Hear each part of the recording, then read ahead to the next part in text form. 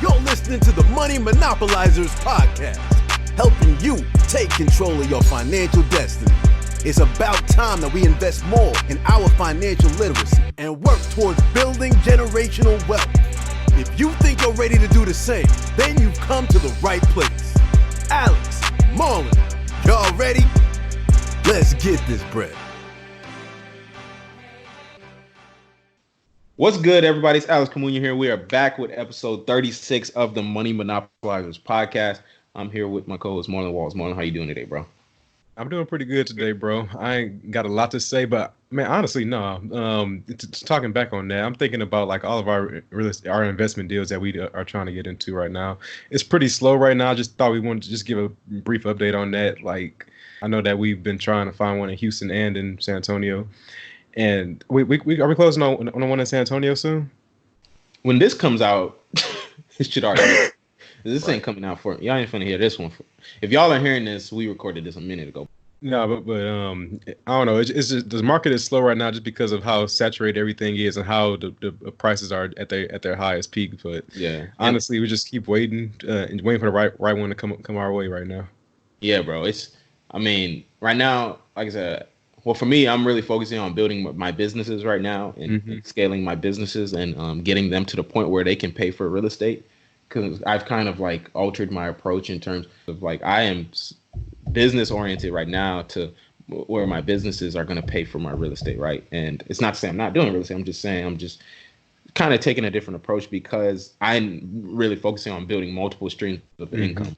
And that is, my goal is to get 7 streams, 7 streams of income. So, that's what I'm trying to focus on right now. And that's it is what it is. But, that's going to happen when it happens.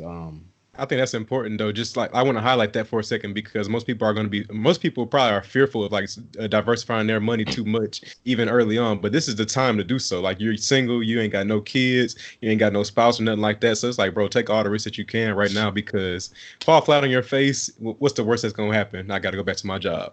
Bro, that's why I be like, bro, and that's one thing.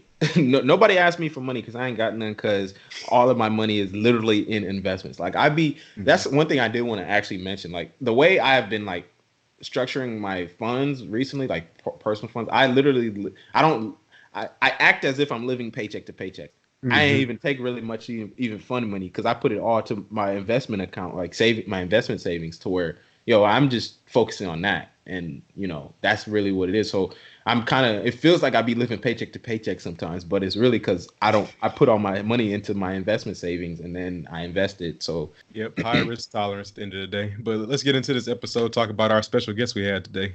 Yeah, this was a super, man, I tell y'all what, this is one of the ones I've been looking forward to for a long time, man. This was, I found these guys I found this couple on YouTube last summer, and I was like, man, I want to get them on the podcast one day. So the fact that they were able to get on the podcast is just dope. I mean, that's crazy. But I mean, they got some clout on them, man. They got some clout. They got some clout. They got what, like 300K YouTube followers, and not to like put emphasis on that. It's more the emphasis is on what they're doing, right? So they have done some crazy, like they have done something amazing. They have achieved financial independence by age 40. Age 40, which is crazy to think about, because they didn't necessarily do it like the way we always talk about, right? They did it with what's called as the fire method. And they're going to talk about that. I'm not going to get into that, but they'll talk about it in the episode, what that is, but just listen out for that. So, what they've been able to achieve is just a result of, they started, I think 8 years ago, and they achieved it, in 8 years. And that's a crazy thing, because, most people gonna be working till they're 65 years old, and they finished 25 years early. And, right. They were able to retire in Lisbon, Portugal. And, it's amazing what they've been able to do. So definitely, stay locked in on this episode. What'd you think of it, Mom?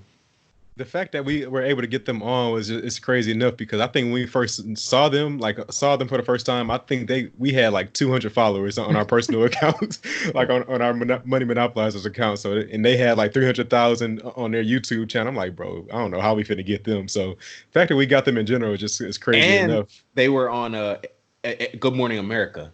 Right. So that they have all this stuff going on. We just sitting here with 200 measly followers. Like, bro, how we finna get them? But I think props to us just for being able to do that. We've grown ourselves in general.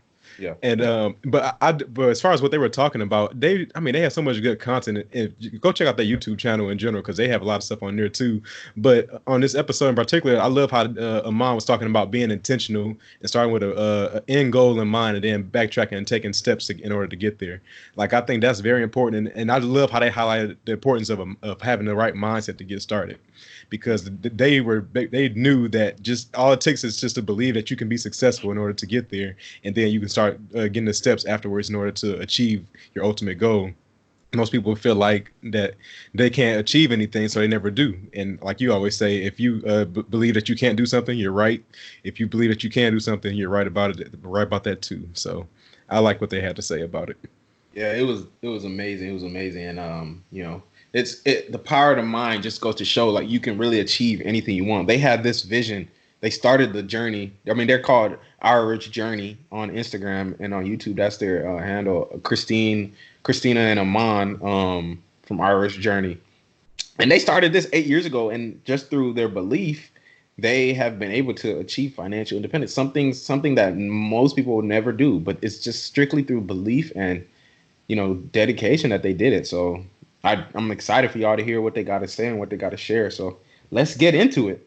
Sure. We're going to turn out to a couple proving that early retirement is indeed possible, and they are not alone. More and more people are joining what's called the FIRE movement. Rebecca Jarvis is back with all of the details. And Rebecca, this couple we're about to see retired at, listen to this, 40, and they have children? Yeah, this sounds great, Cecilia, right? Well, you're about to meet this family. They made the conscious decision to dramatically and radically change their lives so they could be financially independent and retire early. Meet the Browning family from San Francisco, California. Christina, Amon, and their 2 kids, Sanoa and Malia. Christina and Amon are already retired at just 40 years old. Now they're living their retirement dream in Portugal. They spend their days eating breakfast as a family, walking their daughters to school, traveling and learning Portuguese. So how did they make it happen? Hey, Amon and Christina, how y'all doing today? Oh, we're doing great. We're happy to be here. Yeah, we're so excited to talk to you guys. Oh yeah, this is one I've been looking forward to for a long time. I had found y'all on YouTube actually like last summer, just by accident, even before I saw y'all on Instagram, before y'all became celebrities. But There you go. Yeah. Y'all I really admire a lot of the stuff y'all been doing, especially like putting the YouTube content y'all been putting out, and the way y'all are teaching people in this modern day of age of technology. And YouTube is like the best teacher out there for a lot of the stuff that we're talking about in terms of finances, and y'all are doing it at a high level. Like, the content you're putting out it's great quality, and the information is amazing. Like, I remember I was the first video I saw, or one of the first videos I binge watched, like a bunch of them, like last summer at some point. And one of the first ones I saw was, whenever y'all were talking about the your stock portfolio and how you dollar cost average into the stock market. And that was like, after I heard that video, I was like, man, that makes a lot of sense. So I ended up starting. That's when I ended up starting like my I just got a Robinhood account at that time, and then started doing the same thing. So y'all really are inspiring a lot of people to really achieve something that is not ever even thought of as possible. So but yeah, Marlon, do you have anything to say before we get into it? Nah, but I know when this dude first found y'all, he was raving like, bro, these dudes right here, I mean, they are great. Like, they have so much good info. Wow. So yeah, I checked y'all out as well, and I was like, man, yeah, y'all are really changing the game, and y'all are impacting a lot of people. So we're just glad to have y'all on, honestly. Yeah. So appreciate y'all for coming today. Thank you. We get a lot of messages like that, and for us, it's really we're really surprised to hear that, because we don't necessarily know everyone that's watching us, right? And so when people tell us how they've never even thought about investing, how they started investing after hearing us, that really I guess makes an impact on us. It is so inspiring to hear those stories. For someone to have never started investing and then to watch one of our videos and they do something like that, because we know how powerful that is. The implications of once you start investing, it can literally change your life. And that's exactly what happened to us. When I found out about investing and I started, it just opened up an entire new world to me. So it's exciting that we're spreading that knowledge. Yeah, I love it. I love it. We appreciate it so much. So I guess I'll lead up with the first question though, just to get a little bit brief background about both of you. What was your financial upbringing like when y'all were growing up, just separately, and then as y'all came together? Yeah. And also, can you kind of talk about how y'all got to where y'all are now? Like, give the full overview, and then we'll get into everything. Yeah, I'll start off with my financial background, which was pretty much zero. I mean, I had no financial background really before. I mean, in high school, in college, I didn't take any finance class. It wasn't taught in high school at all. I mean, I guess there's elective courses you can take in college if you're really interested in that, or someone has given you some idea about investing and you want to learn more about that. There's a possible way to learn that in college, but I had no background in how to invest or anything like that. And I think for me, the biggest thing that I knew was just how to save. Like, I knew how to save. I wasn't a big spender, so that was a good start. But, when we're on this financial independence, this retire early journey, for people that are on FIRE, you cannot just save your way to FIRE. You actually have to put your money to work. You have to be able to invest your money and to grow your money, because the savings rate isn't going to, it could barely keep up with inflation. It's not going to get you to your FIRE number. So for me, it was just a lot of really learning about investing and how to grow our portfolio. I mean, we learned it together, but it was how to invest in the stock market. And we also invested in real estate. So it was trying to determine how to really develop a real estate portfolio also. But it was basically starting at nothing and getting to the point that we are. And it was all really just self-taught. Yeah. I mean, when we first started pursuing financial independence, this was about 8 years ago. And, we had this idea that we didn't want to work for the rest of our lives. And so we devised this, what's called FIRE now, but really we were thinking of passive forms of income that could sustain us so that we could retire early. And here we are 8 years later. I was 39, Christina was 41, and we were able to retire early. And from this point on, for the rest of our lives, working is completely optional. In fact, we never have to work again. And that's something that if we hadn't have been intentional about the decisions that we made 8 years ago, we would have never been at this point. And it's really amazing how this whole FIRE movement has come together kind of at the perfect time. We were able to tell our story at the same time where people are really starting to tune into it. And we have all these different ways of sharing with people, YouTube, Instagram, and there's so much knowledge out there that anyone can start this journey, and 8, 10, 15 years later can be in the same position where we are, where we're financially independent and don't have to work again. In fact, people are at a great advantage now, because when we started, there was no resources. I don't even think YouTube was around when we first started. So, I guess we're relatively old as far as technology, but we're super young when it comes to early retirement. When it comes to retirement. Yeah, I love it, because one thing Christina really said that is really important for people to understand is that yes, saving is good, and saving is if you're at least taught to save, that's at least a good thing, right? That's the best thing that you can. For most people, that is great advice, right? So, but for the majority of people, if you do want to achieve financial independence at any point, saving is not going to get you there, right? It's not enough. That is not a strong enough vehicle. The ROI you're getting on your bank account is what that Marlon always talks about, 0.01%. That's not going to help you get there, right? You're literally losing money just by holding your money in the bank account. So, yeah. So the fact that, y'all decided to take control of that, and really take control of your own financial future is, amazing. And I think the way y'all did it too is especially super unique, I think, because typically what you hear in this space of like retire early a lot of times is people starting businesses, people, you know, doing a lot of things like side hustles in order to get passive income. But y'all took a different approach and really kind of got into the market, right? And y'all really invested heavily into the market, right? So I do want to talk about like why, or well, first, can y'all kind of talk about what FIRE is? And because y'all mentioned FIRE a lot of times, or a few times. FIRE number? Yeah, and your FIRE number, because I know some people they might hear that and they have no idea what y'all were talking about. They're like, what is FIRE?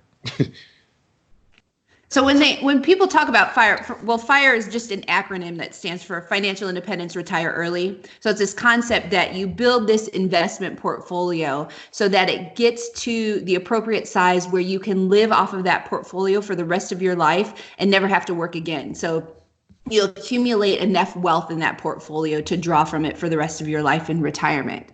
And the way you determine how much money you need in your actual portfolio is you calculate your expenses in early retirement. So you do this sort of projection of how much you're going to need in early retirement.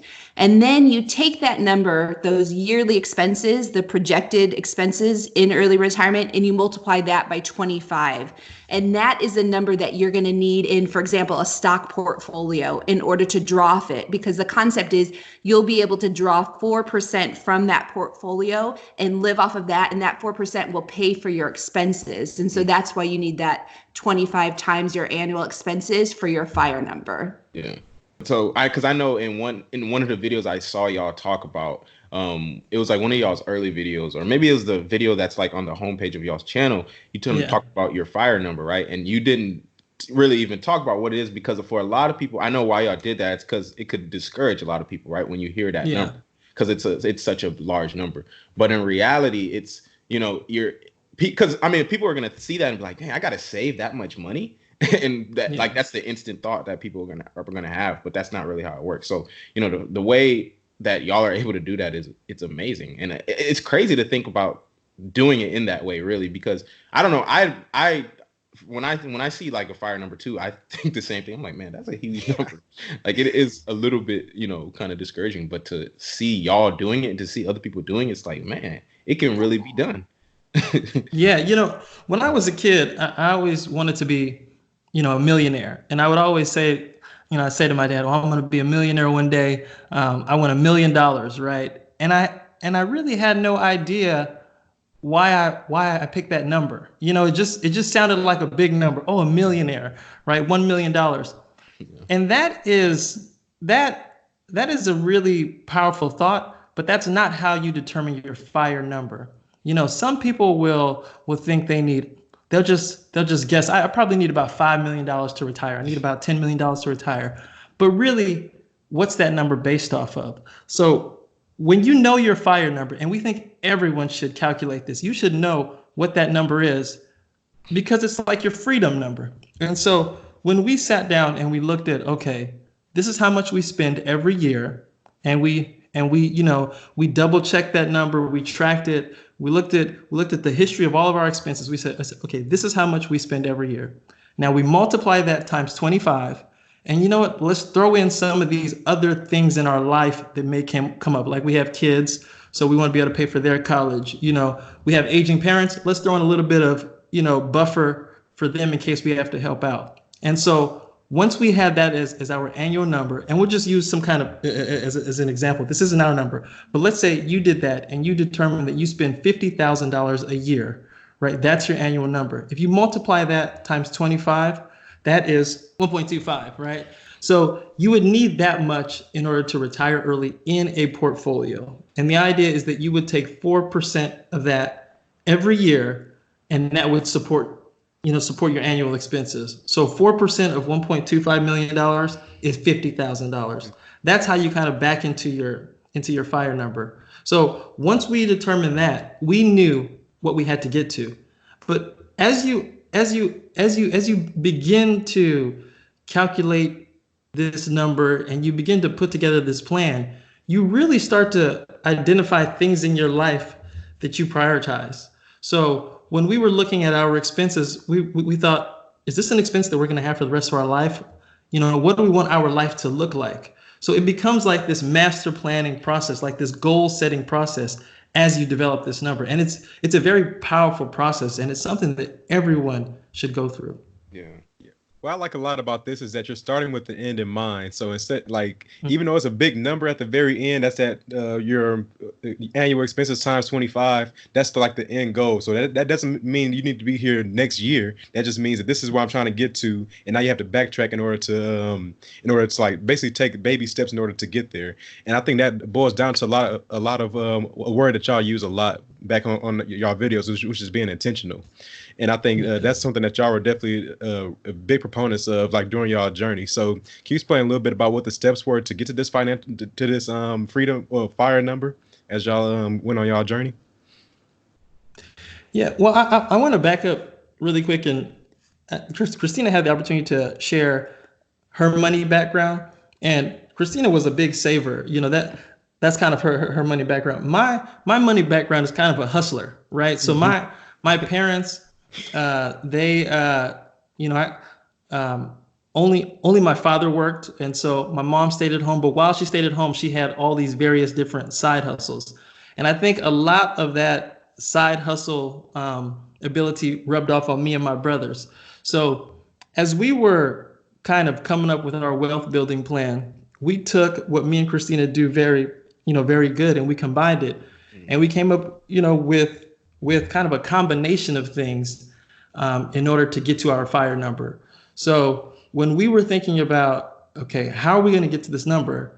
We thought about side hustles. That was a big part of it. We also thought about increasing the income at our current jobs. So we were also being, very aggressive at work and doing extra things to move up the ladder. But you can only make so much money side hustling and doing things at work. So we had to come up with other forms of passive income. So we also started investing in real estate.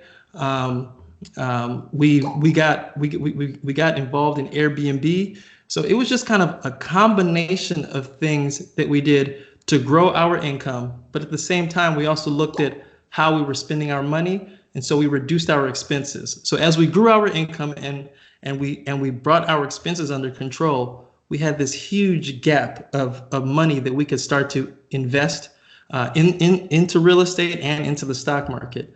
And that's how we devised our plan. Gotcha. So, okay, because I know you, well, I guess a better question to ask first, are y'all heavily, or I guess, are y'all more so into real estate in terms of like your investment vehicles, or is it strictly the market, or more so the market?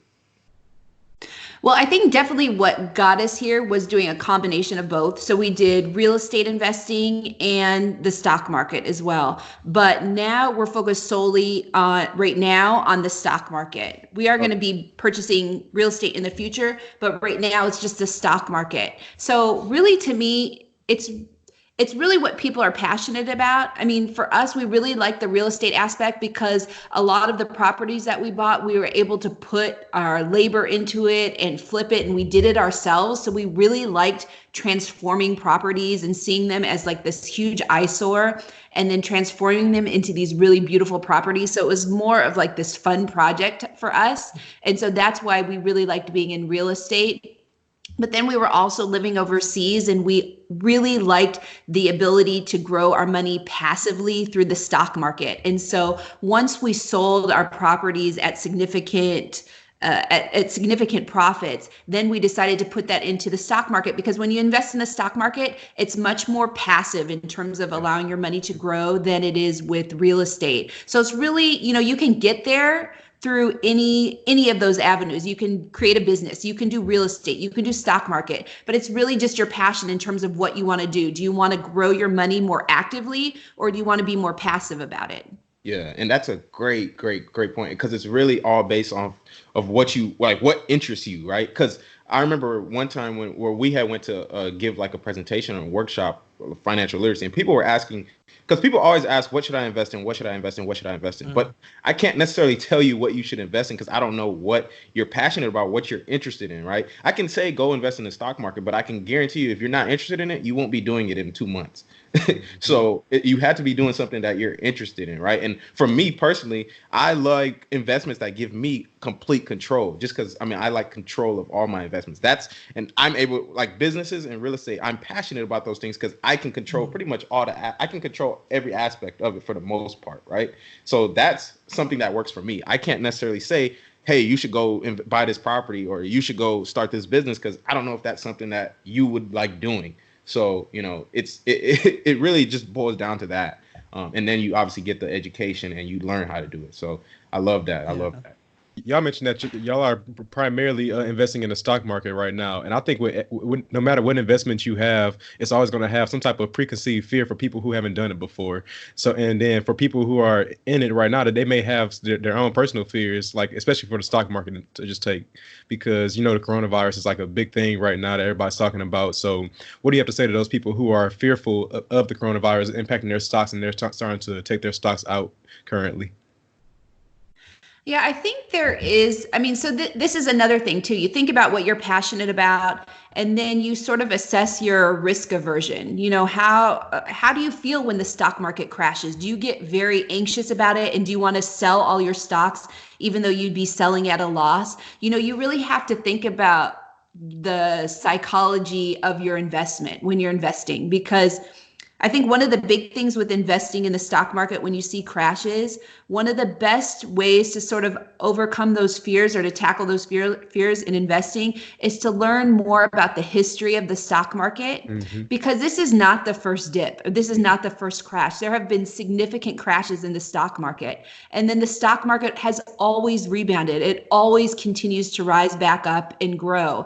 But when you are in the midst of a crash, if you're thinking, it's not going to come back. It's not going to come back up. This is the very unique time that's going to. This time it's different, right? And you see your money losing value, and then you sell at a loss, and then later down the line it comes back up again. Then you've lost your investment because you sold at a time when you shouldn't have sold because you panicked. So it's really getting to understand your psychology behind investing and really understanding the historical rate of how the stock market behaves, and how you should never expect that the stock market is always going to go up and only up. You know, there's dips. It goes down and up and down and up. And so I think for people that are anxious about investing, one of the best things to do is understand the history of the market, research what's happened with all of the other crashes in the market, and how people have fared when they sell at a loss, or if they would have just kept their money in with the market. Yeah, and I'll add to that.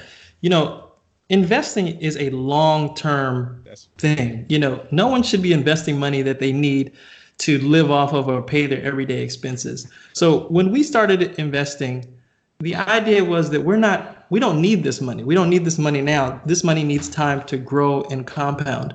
So right now, with what the market is doing, if the market continues to go down, this is what so many people have been waiting for. Because the last 10 years, the market has gone straight up. And this whole time it's gone straight up, people have been standing on the sidelines and saying, man, I can't wait for this market to drop. I can't wait for things so I could jump back in. And now when the market drops, they're talking themselves out of it because they're like, oh, this thing's going to keep falling. The psychology of investing, you can't look at it like gambling. You know, it's not gambling. This is not chance. Investing, you're investing in something that has been time tested. I mean, there are hundreds of years. The stock market has been around for over 100 years. So investing in it is not something that you're just doing on a whim. So when an opportunity like this presents itself, it's come time and time again. And the people that make the most money are the people that aren't scared. If you're investing right now, continue to invest. Don't stop investing. And if you're thinking about investing, there's no better time to do it than right now, because in the long run, the market will go up. Yeah. So I understand that people are scared. The virus it's a very scary thing, and there's various health concerns, but this is not the first virus. This is not the first scare. In fact, we did a video on this and we talked about when HIV and AIDS first came out. People were terrified about that because they didn't know the history of it. There's Zika violence, the bird flu, swine flu, all of these different things that happened, very scary times in history. But from an investing standpoint, the market took the dip and then the market went on to do even better things. Yeah, and that's super key, especially talking about because both of y'all said it, when you're saying looking back at the history of what has happened in the past, right? Because history, it tells everything. History tells the future. Why would it be different now? I mean, you look at literally the dips and the ups and downs, and you can see what happens afterwards. It's not going to be any different now. It's just a different, mindset, and people become prisoner of the moment, sort of thing. So It's just really a matter of really just educating yourself on the history of it and learning from that. Because you and you made a great point too in talking about you can't approach it like just like a little game that you're playing, right? It's serious. Like this is something that you got to take serious and really, take the time to learn about and put the education in. And I think a great book that people could check out, and I know y'all have recommended this book too, is The Intelligent Investor by Ben Graham. If you are really, interested and serious about, if you read that book, you're serious about investing into the market, because that book is ridiculous in terms of like its, complexity and size. But I mean, not to discourage anyone from reading it, but it's a good book to read to start off. It is a good book. And I also think, that book focuses a lot. It's an investment book, but it focuses a lot on mentality too. You read it and you're like, wow. And I mean, Benjamin Graham was also Warren Buffett's mentor. I mean, Warren Buffett's mentor wrote this book, and he's talking about the mentality behind investing, right? He's saying, you have to be a smart investor. He says the same things. You're not gambling. You're not going in to gamble. You're not, you just have a path and have a clear path and do what smart investors do. Don't try and gamble. Don't try to get in and out of the market and market time. But I think it's a very good book to read if you're interested in investing, because it talks about investing, but then it also gives you that mental component behind investing too. Mm-hmm. And I think that's always the most important. No matter what you're going to do, the mindset has to come first. That's real good. Well, I did want to like kind of get deeper into like some of the things that y'all did, like in terms of like, because I know Christina, y'all talked about she was a saver, Amon was a hustler growing up. So I do want to get into kind of some of those things in terms of like, can we first talk about the saving thing? Because I know in a video y'all said y'all were saving 70% of your income, and people will see that and be like, oh my God, I can't do that. Yes. Yeah, I want to know like how y'all were able to do that. Like, what steps did y'all take in terms of really even mindset and like delayed gratification and all those things in order to really do something like that? Because even that alone is grand, regardless of the financial independence. Saving 70% is big. Well, it doesn't happen overnight, right? So, like that's the first thing I think people should keep in mind when they hear that we save 70% of our income. We just got 1% better as much as we could, 1%, and it really adds up. So, there are the little things that you can identify when you develop a budget, right? You see, you devise this budget and you say, oh, okay, I'm overspending here, I'm overspending there, and kind of cut some of those things back. But then we start to go after the big ticket items. So housing, transportation, and food. And so I'll start with the biggest one that we were able to cut. That big expense that we were able to cut was our housing expense. And so we house hacked as much as we could. And we were house hacking and didn't even know we were house hacking. So Christina went to law school while we were on this journey. And while she was in law school, we were resident advisors. So we got our housing paid for free. And in exchange, a couple weekends out of the month, we do rounds around the dorms and make sure everyone's place was in order. And they also paid us a stipend. So that was really nice. We also house hacked with our careers. We got jobs that paid for our housing. We lived in Japan and we lived in Spain. And while we were working at those locations, our housing was completely paid for. I mean, housing represents sometimes 30 to 40% of people's budgets. So imagine right there, you're already able to save 30% of your income. The next thing we did was our transportation costs. Like, people have $500 car payments, which is just outrageous in my mind, right? Imagine if you could put $500 a month into the stock market. I don't have a calculator with me right now, but if you did that for eight years, you would have hundreds of thousands of dollars. You would have a lot of money, right? So that's something we didn't have a $500 car payment, and some people have two $500 car payments. So in fact, our car cost $800. So that was a big expense that we cut, and we were just intentional about how we spent our other money, eating out and in other areas. Yeah, and I think one of the things, I think what's so important is when you're on this FIRE journey, you really have to think about your end goal. For us, it was early retirement, and we have 2 young girls. We want to be able to spend more time with them. We didn't want to come home from work and be exhausted. We wanted to be able to do the things that we wanted to do on our own schedule. And so that was the end goal that we had in mind. And we thought about, in terms of saving, what can we do to get there? And one of the things I think that people put such a high priority on in life, sometimes really not even, they'll do it subconsciously, is they're thinking about keeping up with the Joneses. Yeah. They want to have a flashy car so that when they drive down the freeway, everyone's looking at them. You don't know who's looking at you, but you figure someone's got to be looking at you because you have a great car. Or, you have this huge, beautiful home that people get to see. And to us, it was like, we don't need that to demonstrate our wealth, or we don't need that to demonstrate that we're good people. Or, for us, it was just sort of doing this shift of really understanding what was important to us. And for us, it's family, our friends, being around people that we really care about, and being able to have more time to spend with them. And so it really takes this shift in mindset, thinking, well, I'm going to give up trying to impress the Joneses or trying to keep up with the Joneses, because what's really important to me, it's not the Joneses, it's my family and my friends, and being able to do the things with them that I want to do. So now, what I liked the most about that was that Amon, you had said that after you were saving the money from house hacking and saving the money from transportation, you would use that money to start investing. Now, most people would see extra money and be like, "Oh, I got extra spending money now." But you look at as opportunity cost. You're like, "Okay, so I'm getting this extra money. This money is something I wouldn't normally have. So what can I do to make this money start making me more money? I use this money to work for me." So with you being so intentional like this and having a place for your money to go, how long did this journey take for y'all to achieve financial independence?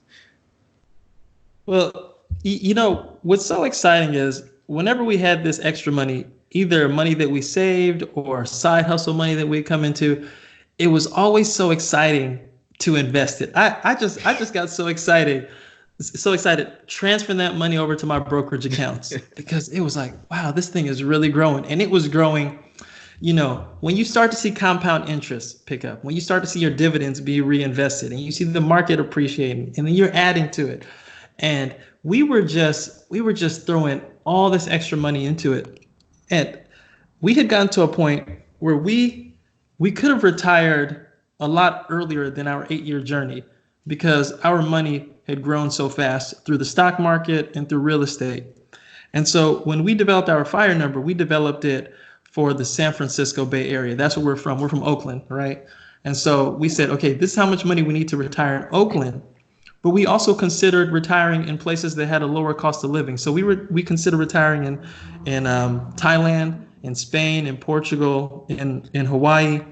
And as our assets started to grow, we hit our number for those other areas that were cheaper to retire in, right? So we were like, oh, we could retire in Thailand right now. I wish they would say something to me crazy at work. I'll go to Thailand, right? But as we started to go through all these different phases, right? We started to move up through it. We had to stay focused because we wanted to achieve financial independence with the most optimal number, so that we could scale down or we could scale back up and it'd be painless. So right now we live here in Portugal. The cost of living is significantly lower than it is in the San Francisco Bay Area.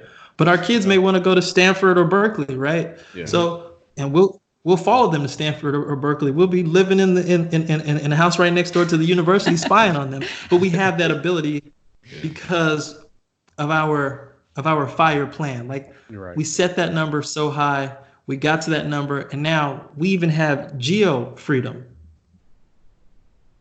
What is that? Yeah. Oh, you're talking about location?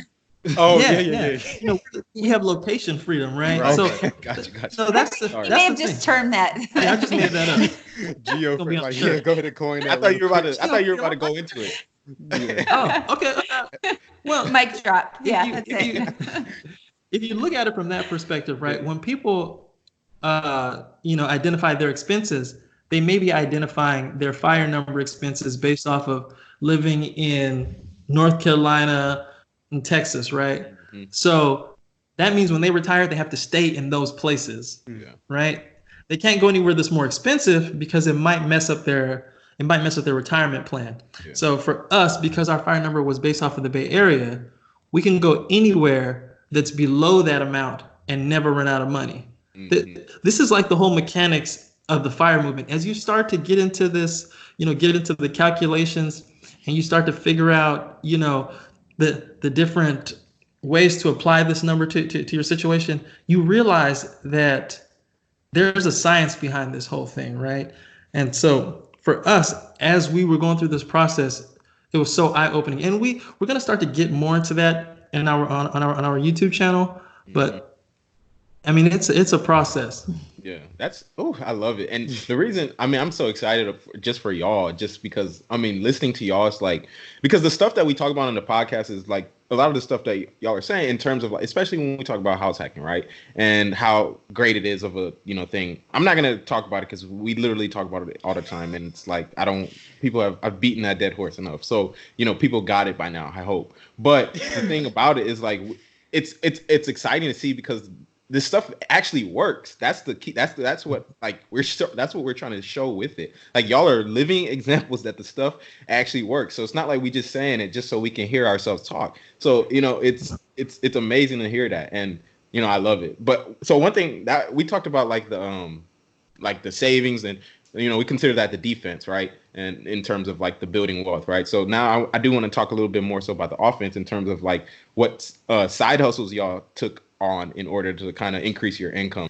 Yeah, for side hustle, we thought of anything that could make us money. We did real big things like Airbnb. We would Airbnb out properties, and this was at that time where Airbnb, there were less properties on the market. Like Airbnb has a ton of properties now, but when we started, Airbnb started in the Bay Area also. So we took advantage of that and put properties on Airbnb and made a ton of money from that. We also, I think probably every person listening right now is familiar with Uber or has used an Uber. But when Uber first came out, that was also in the San Francisco Bay Area. Dang. And we both signed up as drivers for Uber. And I was studying for the bar. I had just graduated from law school. And so I was studying for the bar, and Amon said, hey, Uber is paying like this, I don't know, a couple $1,000s for people to sign up as drivers,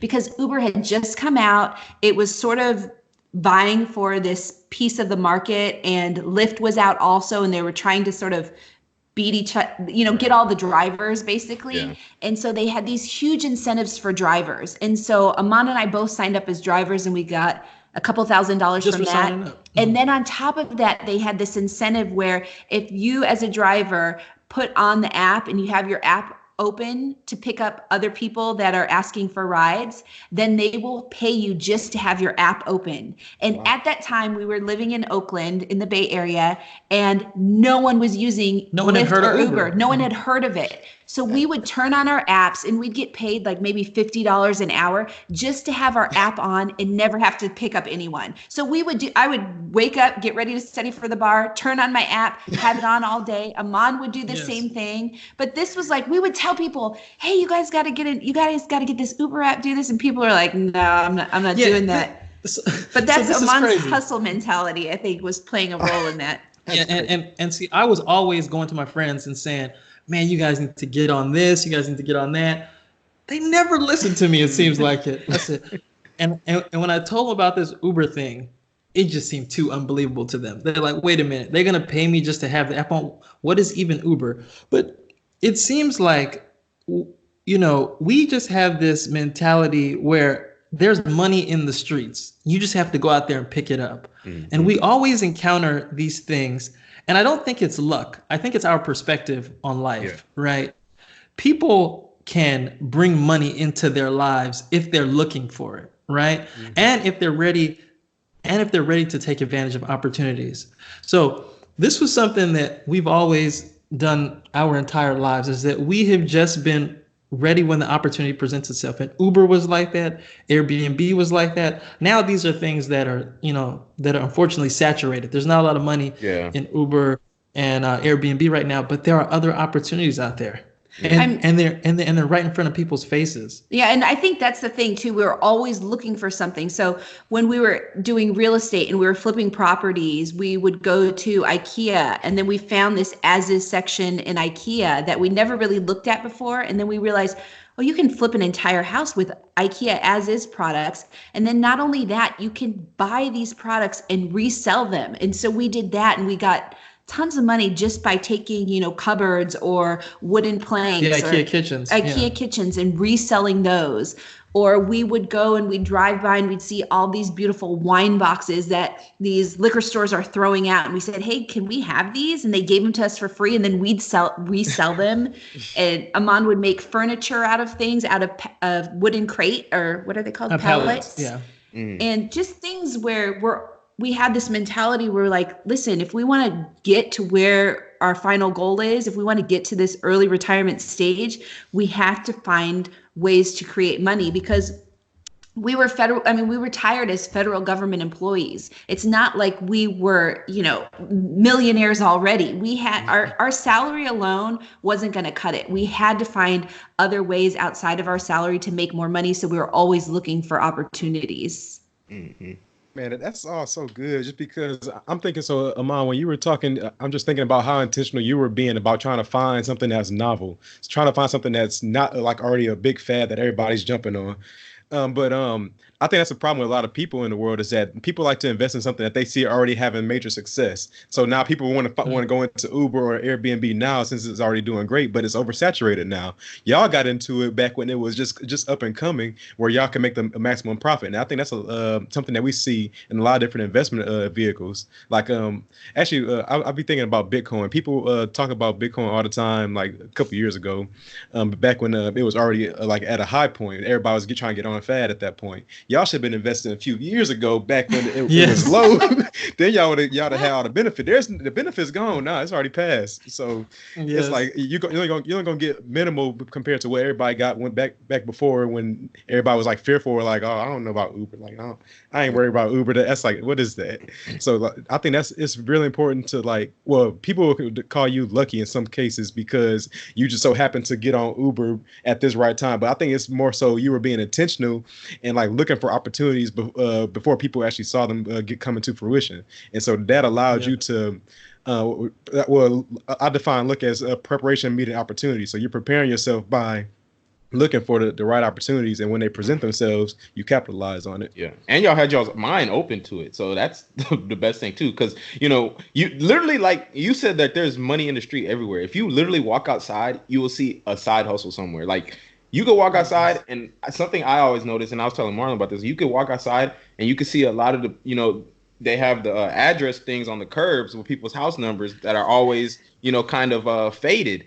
You go to the doors, if you go to 100 houses, I guarantee you can get 20 people, say $20 to say, hey, I can repaint this for you on your house. $20 to them is nothing. They'll say, sure. And it'll look good for them. And you'll make $20 off of, 100 houses, or, however many you do. And, you just created money out of thin air. So it's just about a perspective. So I love that. You're gonna love this. So we must be related or something like that, because I was doing that when I was 10 years old.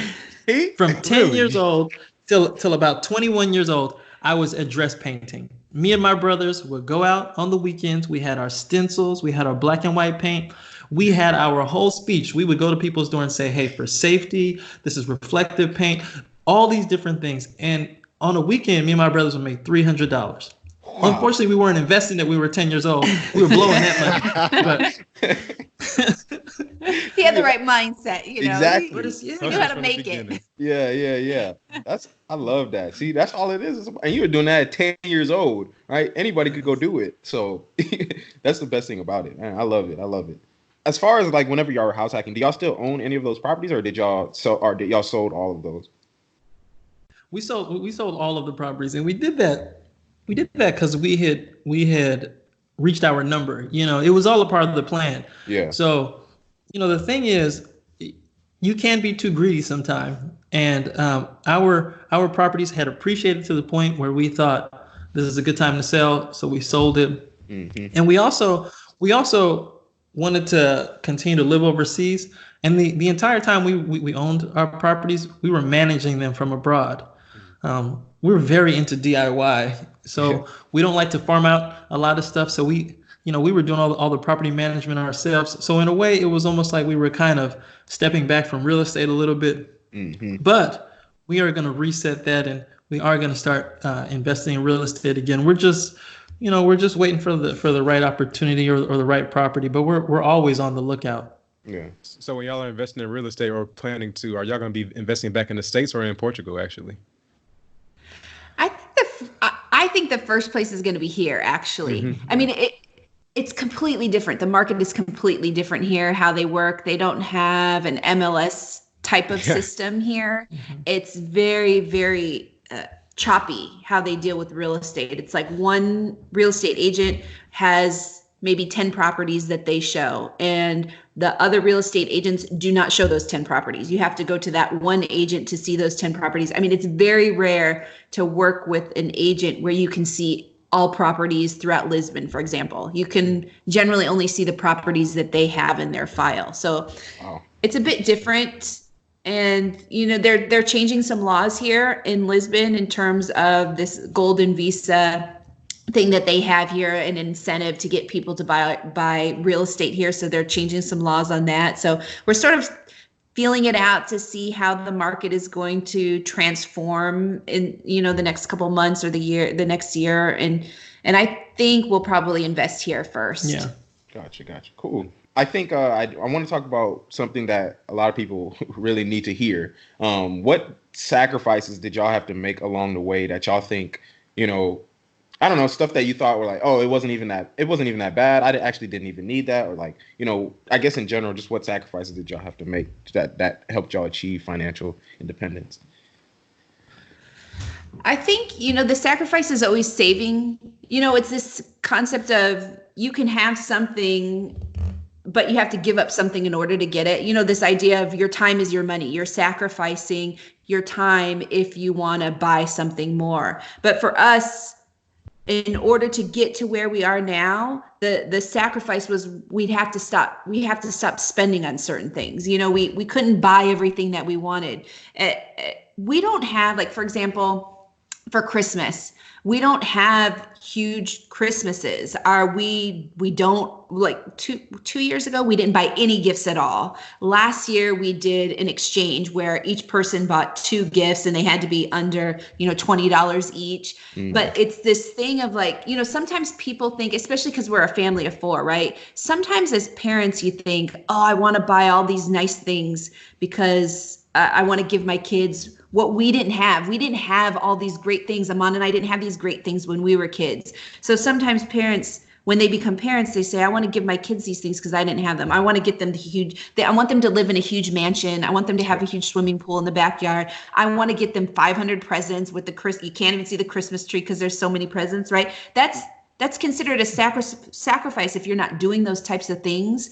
But for us, again, it's really this concept of understanding what the overall goal is and understanding that when we're not buying these things, when we're giving up these things to pursue early retirement, we're doing it because we're demonstrating what's important to us. And we're demonstrating that to our girls too. We're demonstrating to them, we're not trying to buy your love.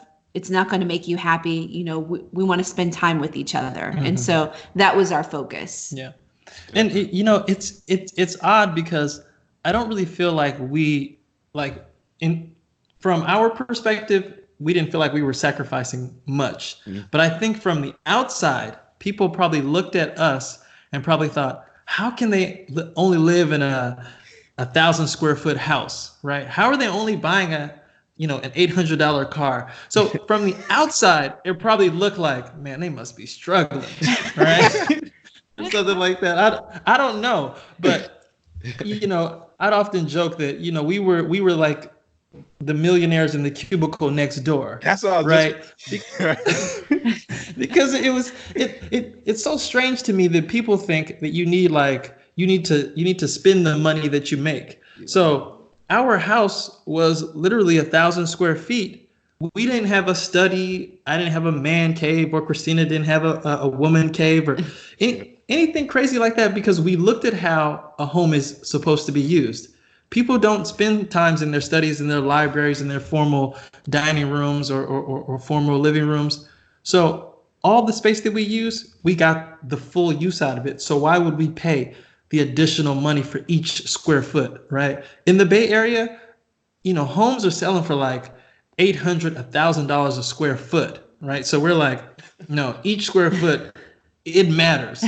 So, it was just our perspective. It wasn't a sacrifice. I think it was more of a break from the norm. But I'm sure there were people that looked at us and said, "Wow, as much money as you got, you driving an $800 car." I want to get into this $800 car though, because I'm trying to figure out what car you finding for $800.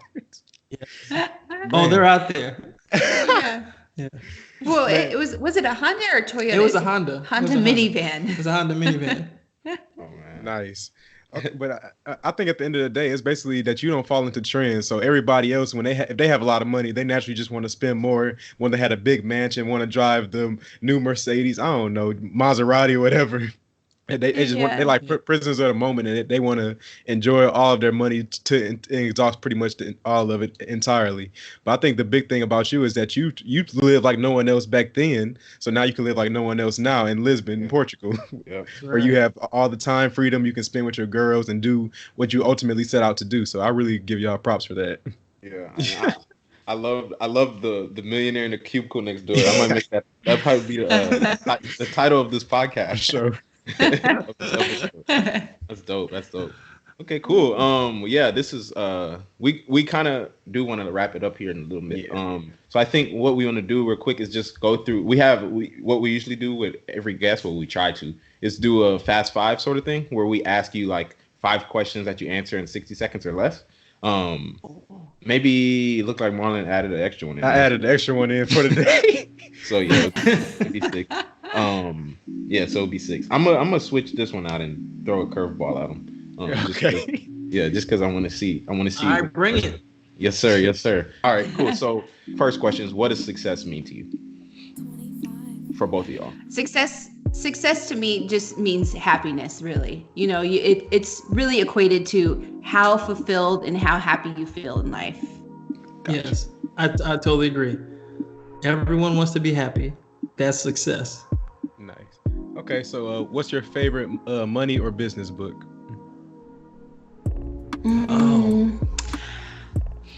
Oh gosh. Okay. I'm just gonna sort of say 2. I think the Freakonomics books I love just because of it's not an investing book at all, but I love the Freakonomics books just because of the stories that they have in terms of economics and how it relates with people's buying power and how things are purchased. So I like that. And then I really like the Boglehead books also. There's a series of Boglehead books that talk about investing. They're really clear for beginner investors, but they're also very good, again, about mentality behind investing. So I think those are good books. Yeah. My one of my favorite books is probably Rich Dad Poor Dad. I know it's like a basic fundamental book, but that was one of those books when I read it the first time, I wanted everybody else to read it. I was like, man, you got to read this book, but no one wanted to read it. But sure. definitely that book. And then I just read one about the passion economy. I think I can't think of the name. I think that's the name of it, The Passion Economy, but I can't think of the author's name. The author is one of the reporters from Planet Money, but to me, I love reading these books that are that talk about like these niche areas of our economy. And I've said this before in some of our videos, but the riches are in the niches. And you probably heard that term before, but I really think the way our world is going now is that those are going to be the most successful people, the people that can talk to not necessarily everybody, but to their audience, to a specialized audience. Yeah, man, Amon, they're gonna start learning to listen to you because the people keep not listening to you. They're gonna start learning. I'm telling you, man. Yeah, man, I love it. Okay, cool. So here's a good little curveball. Would y'all rather make $500 a week for 10 years or have $500,000 up front? I feel like I already know what y'all are gonna say, but I want to hear your logic and reasoning behind it. I would take the 500,000 up front because in 10 years I could make it a lot more. 500,000 up front. Okay. I'd take the 500 tax free, right? Yeah. I like didn't expect that answer. I'm not gonna lie. I like the rationale behind Okay, wait. So I got to do the math, right? Okay. That's what I'm doing too. So $500 a week for 10 years. For 10 years. So $260,000 after 10 years. Well, give me that money.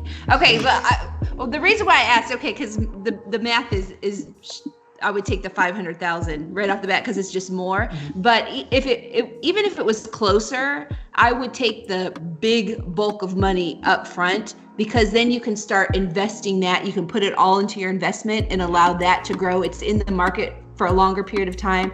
You get more market gains and you get more compound interest. So you can grow your portfolio a lot quicker. You're not going to spend it on a new jet or something? We'll buy all the things we missed out on. I should have did the math on that before I asked. I didn't do the math. I just asked her. Okay, cool. Christina's a lawyer, so that's one thing. Yeah, I saw as soon as I asked, she brought out the paper. I was like, oh, she said, hold on a second. Gotta figure this out. Okay, cool. So what's the best piece of advice y'all can give to people? Have a plan and stick to it. I think the idea that sounds very very generic, but the whole process of developing a plan, when you sit down and you start to think about your goals and you start with the goal in mind and then you think about all the different steps you need to take in order to achieve that goal, man, a plan is so powerful because at times when you don't feel as confident or things are very shaky, if you can go back to this plan, it's powerful. When I was 10 years old, 10 years old was a very pivotal time in my life. I wrote down everything I wanted to achieve in life. And on that list, I want to be a millionaire. I also had, I wanted to go to NASA and I wanted to be on TV. And I wrote all these different things and I was able to achieve all of those things on that list. So as soon as you can, devise a life plan. Yeah, and I would say, because we always talk on our channels about saving money, making money, investing money, right? But Amon says, start with a goal, have a goal in mind. And then I would add to that and just say, you have to have a mindset that you can do it and you have to take action. From our channel, we meet all these different people, tons of people reach out to us. And some people just make excuses. Oh, I can't do it because of this or this or this, or you guys only did it because of this. But then other people are like, I'm in debt right now. I don't make a lot of money, but I created this new side hustle. I'm going to make more money. I'm paying off my debt. I'm going to pay off my debt in 2 years. And then I'm going to start investing. And my plan is I'm going to be FIRE in 15 years. And to me, it's like, if you have a negative mindset, you will not achieve it. It's just not possible. You have to believe that you can do it. And so I think that's my big piece of advice is just have a positive mindset and understand that you can do it and take action. I love that answer. I just want to comment on it because I hear it so much and I talk about it so much about the importance of mindset and just starting with the belief that you can be successful. Like I say this all the time because it truly starts there. Like if you believe that you can't do something, you're right. Like this is something Alex always says. If you believe you can do it, you're right. If you believe that you can, you're right. And it's just like believing that you can is all it takes to get started. And I really appreciate you for saying that, coming from somebody else other than us, because obviously we lying to everybody. So maybe they're listening to y'all instead of us. All right. So next question. If you can go back and change anything about your journey, what would it be? I have an answer, but I just realized this was supposed to be in 60 seconds. It's cool. Just keep going. We're terrible at time. Okay. We're old. I know. Okay. If we could change anything, that's so funny. If we could change anything, I think for me, I would have loved to know about FIRE sooner. And if we could have started earlier, we didn't start until our 30s. We get so excited. I mean, you guys are 23. I'm like, oh my gosh, imagine where you guys could be. You could be done before we even started. And so that to me is like, man, if we would have started earlier, I'm very happy where we are now, but if that was one thing we could change and start earlier, we would have been where we are even sooner. But I think that's one of the things also that motivated us to create our YouTube channel is like, man, there's this secret FIRE universe that not enough people, they don't know about this. And so for us, it's being able to reach out to people and say, hey, if you start this now, if you start learning about investing now, you're going to be so much further ahead in terms of what you can achieve and how much money you can grow if you start now versus anytime down the road. Oh man, that's a good answer. I like that answer. Cool. I was thinking, what would I change? I wish I probably would have been more convincing with people, about this, because I would tell people about investing, and I guess I can't change that. You know what? I got to change my answer. See, the thing is with money especially, I think people need to be ready to have that conversation. It's really hard to preach to people about money, so we've tried to do it with friends, and it didn't work, but now they're coming around, right? It's come to them at the right moment. And so I think everything happens for a reason. People will be ready to start to get serious about their finances at the right moment. And if they're 50 years old and they're just now discovering FIRE, then this is when they were supposed to discover it. Yeah. Sure. It's a time and place for everybody. So this is my curveball for today. So I know y'all living in Lisbon, Portugal now. I'm sure y'all been having a great time there so far. But what do you miss most about the States? Oh, you know what? We've been searching for a Mexican restaurant here. I love Mexican food. And we found one, but there are, I miss the food, I think. If it's the number one thing, just certain foods, like certain restaurants. But I think that'd be anywhere. It'd be like your hometown. You miss a restaurant you always used to go to after a high school game or something like that, It's sort of certain foods that can't get in the States. I mean, you can't get here that are in the States that I miss every now and then. Yeah. I think, we would, we enjoyed our journey. And so we would prioritize when we did spend big money, and we spent big money on going to NBA games, Warriors games. And so I would, I miss going to NBA basketball games. I've been to a couple of EuroLeague games, and you see some of the former NBA players here, and so I was like, oh wow, I didn't know you still play. All right, cool. But I miss going to the Warriors games, and we were in the Bay Area when the Warriors were winning all the championships, and we went to the playoffs every single year. We at least went to one of those games, and one year we even got floor seats. Oh, wow. And we weren't like exactly on the floor. We were like a couple rows from the floor. Yeah. But I took my daughter, and she was there for Steph Curry's MVP ceremony, and that was just I miss those. I miss those experiences. That was a lot of fun. That's dope. I can imagine how crazy that would have been, being in the Oracle Arena when they were winning. That must have been, the atmosphere must have been ridiculous. But yeah, let's. So last question. Where can people find out more about you? So we have a YouTube channel called Our Rich Journey, and we post every week. We do videos on making money, saving money, investing money, really about our whole FIRE lifestyle and living in Portugal. And then we also have a very active Instagram account also, and people can find us on Instagram at Rich Journey. Yes. Gotcha. Cool, man. That wasn't the fast 5 this episode. It was the slow 7. The slow 7. Yes, it has to have been your slowest 7. You're right? talking to retirees. Remember that. Yeah, You're talking to good. retirees. It's all good, and it was We take our time. So yeah, it's all good. Man, this was amazing. This was a super fun episode, and I know people are gonna get a lot of value out of this. I really appreciate all the things y'all talked about, all the value y'all provided for our listeners, and really even for us too. And we'll definitely have to, keep in touch. Talk to y'all later. Thanks, Definitely. guys. Thanks for having us. Yep, appreciate it. Man, that was a good episode, man. I say it every time, but that was more than what I wanted from, because when I wanted to get them on this show, I was like, man, they gonna provide so much value, and they definitely did. And we had a dope conversation, and they were able to really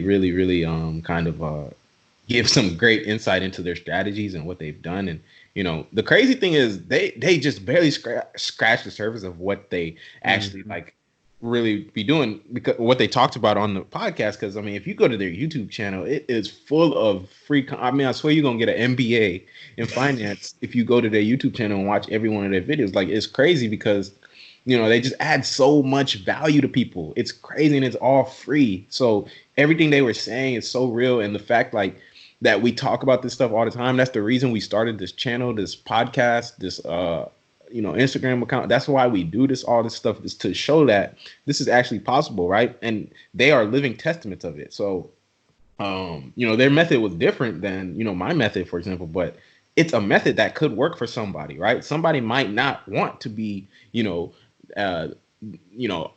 entrepreneurial and start 15 million businesses, right? They might want to just focus investing into the market, and if that's what you want to do, that's fine. But just get the education, and those are the people you need to be learning from. Those are the people. If your goal is to even if you don't want to become financially independent, even if you just want to get into the market and invest successfully, become a successful investor, those are the people you need to be listening to. So what did you think about it? Man, you said everything I needed to say already. but on a real note though, I love just how they did what works for them at the end of the day. Like, they don't have to, like you said, they don't got to start all the businesses. They just did what they found their end goal and figured out what would work for them in order to get there. And they stuck to that no matter what other people were saying, and they were giving people advice on how to get there with them, but some people listened, some people didn't. And so that was on them. But I really like this episode. I'm probably gonna go back and listen to it myself. Hopefully people are listening to it, listen to us still right now. I know it's been over an hour consistently for the past few weeks, but we could bring in better and better content, honestly. So if people ain't listening, I'll give ourselves another view by me listening to it again. It's good content, bro. Like, this is free game. Yeah, bro. If you can't even listen to an hour and a half of someone literally telling you what to do in order to achieve fun, then you can't even help yourself. But yeah, it's dope, man. I love it, because the way I think of it and what they've done is because the thing about financial independence is there is a island, right? Financial independence island. And you just have to figure out which bridge you're going to use to get to that island, right? There's multiple bridges you can build to get to that island, right? And it's just about picking one, sticking to that bridge, and continuing to build it until you reach that island. And then once you get there, then you can build more bridges if you want. That's the kind of premises. So anyways, sure. And that's it for this episode of the Money Monopolizers podcast. New episodes will be released every Thursday and will be available on Apple Podcasts, Spotify, and YouTube. Just search Money Monopolizers wherever you listen to podcasts. We hope you learned something of value today. If you did, we'd appreciate it if you rated us 5 stars, not 4 stars, and left us a review on Apple Podcasts. You can also find out more info about it. Come on, bro. Y'all got to give us that 5-star after this episode. I'm just saying. But you can also find out more info about us on Twitter at The Monopolizers, or on Instagram at Money Monopolizers. We post informative content on there that'll keep you engaged, so check that out and share those posts. But until then, we out of here. You've been listening to the Money Monopolizers podcast, helping you take control of your financial destiny. To learn more about how you can be in control of your money, visit moneymonopolizers.com. We'll catch you next time. when Alex and Marlon share more personal finance and wealth creation tips with you. Now it's time to take action.